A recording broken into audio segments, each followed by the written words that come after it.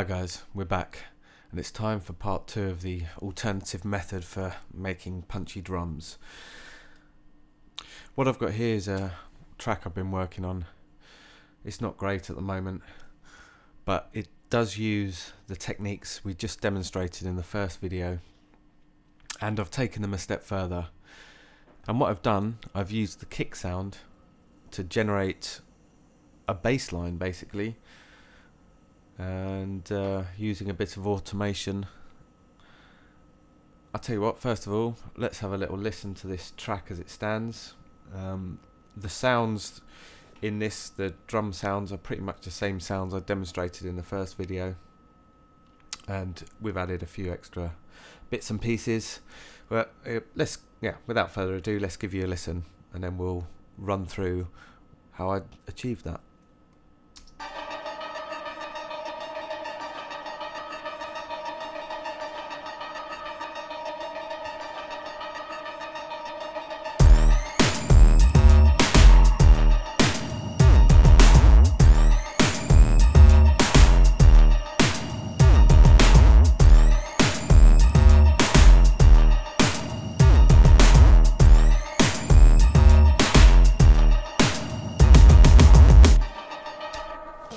Okay, so I don't know how you describe that track. It's a bit all over the place, to be honest, but it's quite interesting as far as the techniques I'm using. So, as in the other video, we have these snare sounds, and we're using the test oscillator and a noise gate with the test oscillator set to white noise to add some extra interest to the snare sound. Now, unlike the other video, I'm also adding a bit more distortion to it, which is a defacer. Let me have a look. This is by Audio Assault Defacer. Again, this is another freeware plugin. But other than that, it's pretty much the same as we did in the other video. We've obviously got some other sounds going on here. I'll just point out we have got another drum sound. It's not actually a ride, it's a snare, which is adding quite a nice effect to the drums, I think. I'll play you this, see what you think.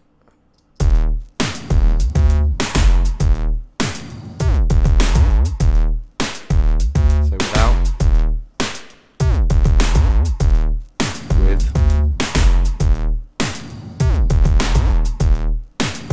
So that's just on every other snare hit. It's adding quite a nice boomy kind of hit on that particular beat of the track. Okay, obviously I've got some other samples I've chucked in for some interest. I particularly like this. It's quite a nice sound. Okay, but what I really want to talk to you about is what's happening with the kick drum and the test oscillator that I've got being triggered, or the noise gate being triggered by the kick. So it's pretty much as I explained in the other video. So let me take off the the other processing.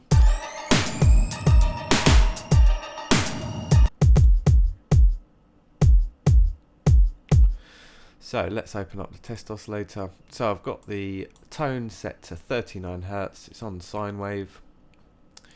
And it's the noise gate's being triggered. I've got this set on bus 8, so the kick's triggering this noise gate. We've got the threshold up at minus 19 dB. We've got an attack of 0, a hold of 0, and the release is up at 90.6 milliseconds.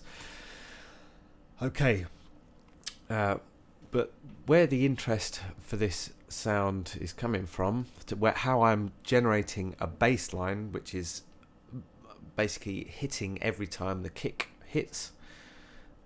We're doing that, adding some distortion to this sine wave tone. So the first one I'm using is the Free Fuzz. Again, this is another freeware plugin. I'll put links in the description. This is by LVC-Audio. There's another one they've got there, the Clip the Clip Shifter. I think I nearly said something else. And we've also got this one, the Free Fuzz. And I quite like this little plugin. It's really good on bass sounds. Add some distortion or saturation.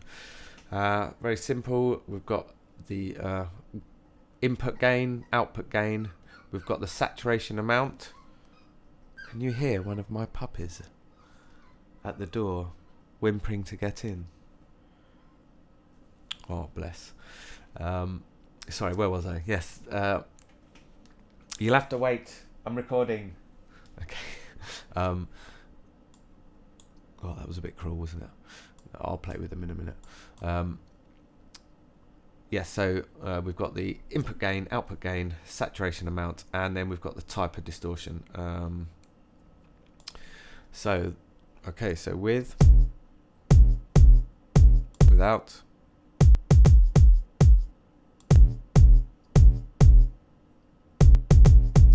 so we're just adding a bit of distortion. It's given us some more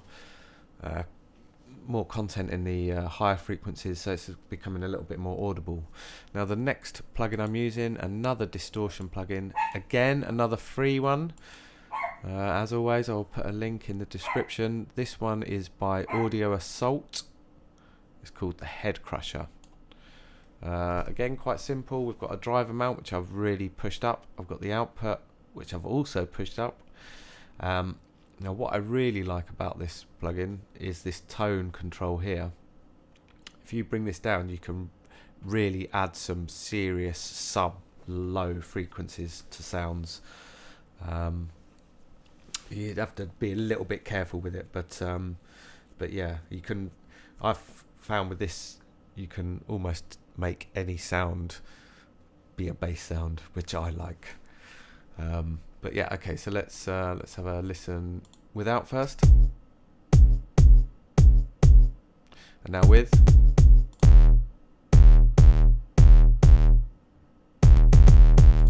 So that's making quite a squelchy sound. I've got a channel EQ. I don't think I'm actually doing anything on the channel EQ. A tiniest of low cuts. Okay, now the other thing I'm doing is I've set up a bus. It was basically just to thicken the sound out, and I did mess around with some other processing. I may show you that in a bit. I've decided to leave it sort of alone at the moment. The only thing I've got is some EQ just to shape the sound. So without.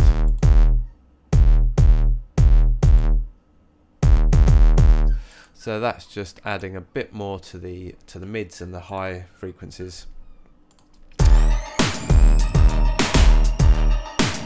So it's quite a nice sort of squelchy bass sound, but it's not really doing a lot. It's just one tone hitting every time the kick's hitting.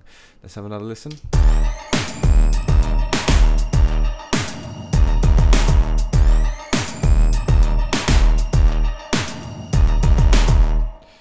However, because we're using this test oscillator, it is possible to pitch the frequency of the sine wave around, as I will now demonstrate.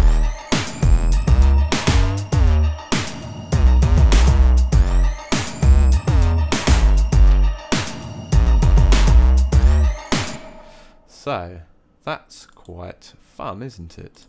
Or it is, in my opinion, anyway.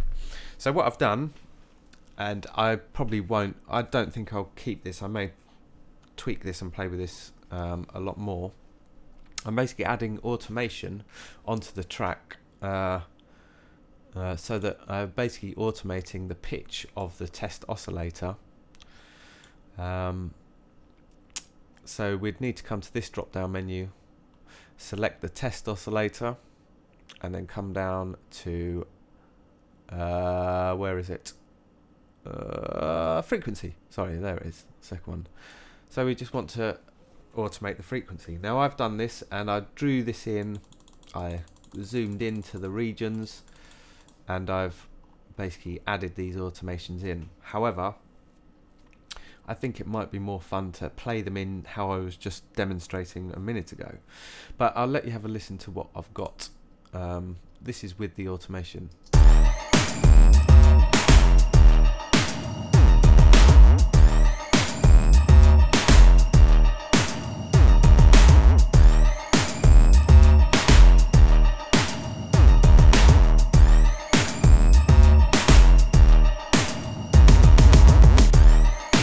Okay, so the song's not great, I'm not going to lie, but it could become something. I just thought it was quite a fun way of using this technique, and rather than using it just to fatten up the drum sounds, actually create a bass line from the kick. And because you've got the kick hitting and the bass hitting at the same time, you do end up with quite a fat sounding kick anyway, or a fat sound to your tune overall. Let's quickly, if I go on this this bus send, I'll show you some of the processing I was trying to do. I personally didn't think it worked too well. I'm gonna mute some of these other background sounds so it's more clear what's going on.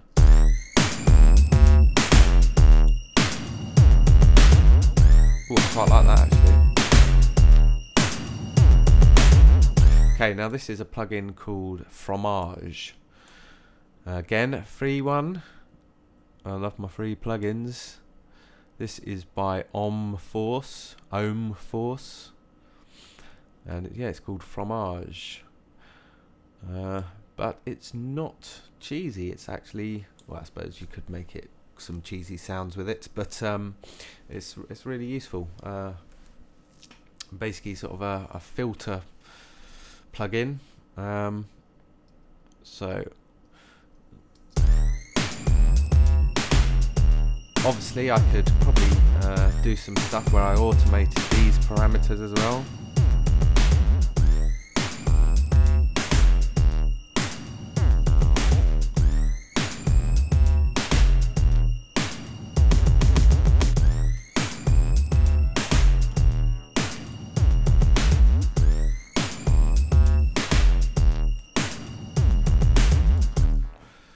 Okay, and then I was also messing around with the Logic tape delay, and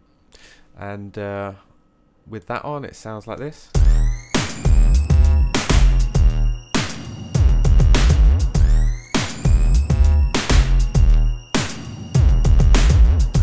Okay, now I should point out that what I'm doing here is I'm adding all these this processing and effects on a parallel send channel, on an auxiliary channel.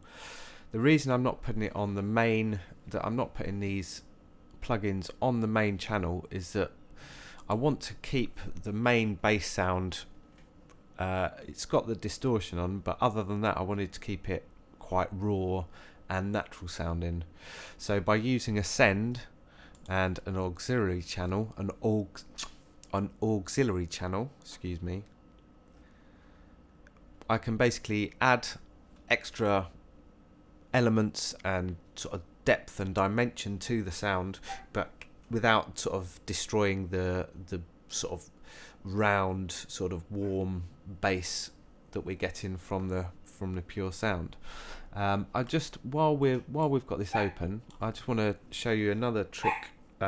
Something I quite like doing a lot with the tape delay plugin in Logic, and that's basically this tempo sync button here. Now normally this would default to being on, and it will sync with the tempo of your tune, which in this case is 100 BPM. However, if you unsync this, you can get some quite interesting sounds, some really tight slap back kind of delay. I'll just demonstrate that now. Hopefully, let's solo this actually. Whoops! Oh, hang on. I need the kick drum soloed as well because that's acting as our trigger. Okay. So that's very extreme.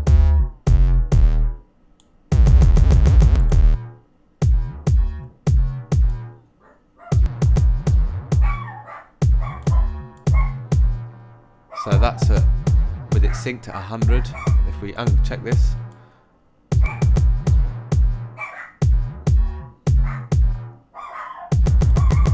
okay. I don't know what my dogs are barking at. They've gone mental. Please excuse that. Okay, so that's just a fun little thing I thought I'd show you quickly. And I think that's it. I thought there was something else I was going to talk to you about. Oh yes, I know.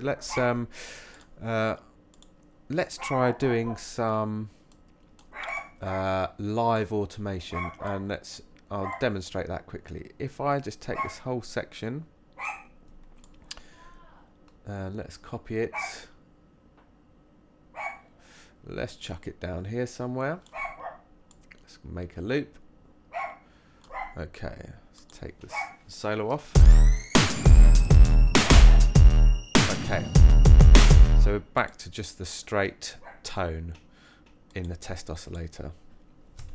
Okay, so let's have a bit of fun. If you want to do live automations, this is it's a fun thing to do, and it saves having to draw in all the little nodes and points in the automation, and you can just play it in real time, which makes it more like a performance and playing an instrument, which I think, especially if you've got a MIDI keyboard set up, which I haven't, so you've actually got some faders or knobs or buttons to twist and play with.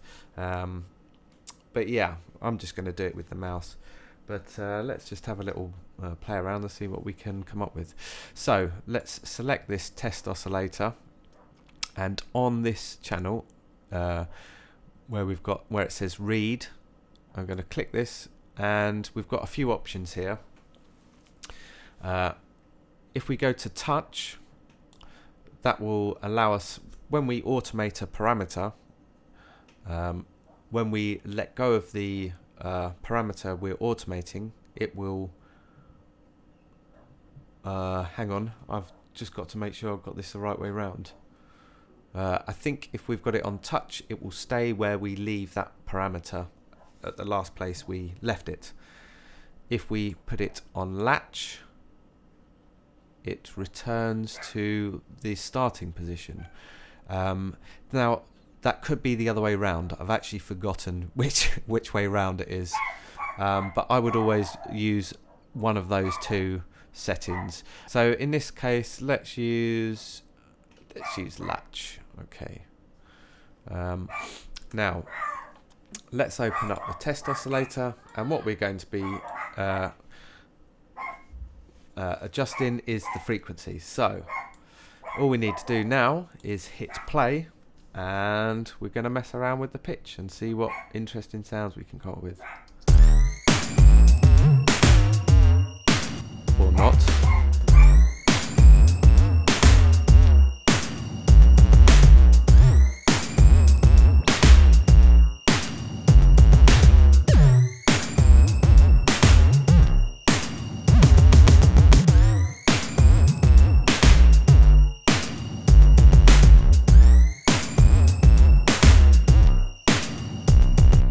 Okay, not very successful.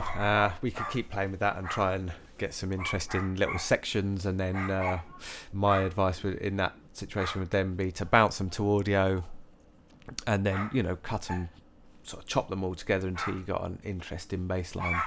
The important thing is, sorry, those dogs are driving me up the wall. Okay, they would choose now to start barking when I'm recording, wouldn't they? Okay, okay, very important thing when you're doing this technique, when you've finished changing the parameters and making the effects you want, remember to turn this back to read. If you leave it on any of the other settings and then you pull a fader down or you bypass a plugin, it's going to actually automate in those changes. So it's very important that you put it back on read. So let's just have a quick listen.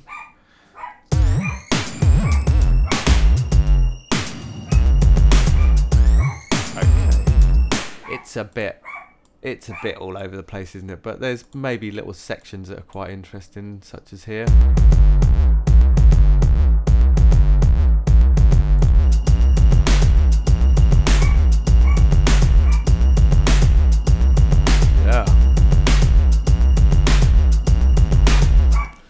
So that's quite good.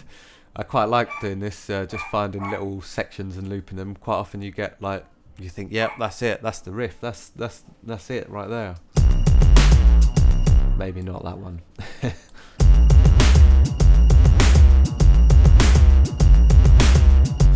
So there we go, a bit of fun for you, another technique to use. Okay, I'm going to wrap it up here. The dogs are going crazy. I think that's enough for one day. So there's some experimental, creative ways of using the Punchy Drum Secret. Hopefully you've learnt something today. As always, thank you very much for tuning in and watching these videos, and I hope to see you again very soon. Hi guys, right, I'm back. Just to give you a little additional little bit of content, I've just spent 5 minutes playing around and chopping up a couple of bits from that track where we automated the test oscillator, and I'm just grooving with it right now, so I thought I'd give you a quick listen, you know, to show you how an idea can come about just from playing around and experimenting like that. Here we go.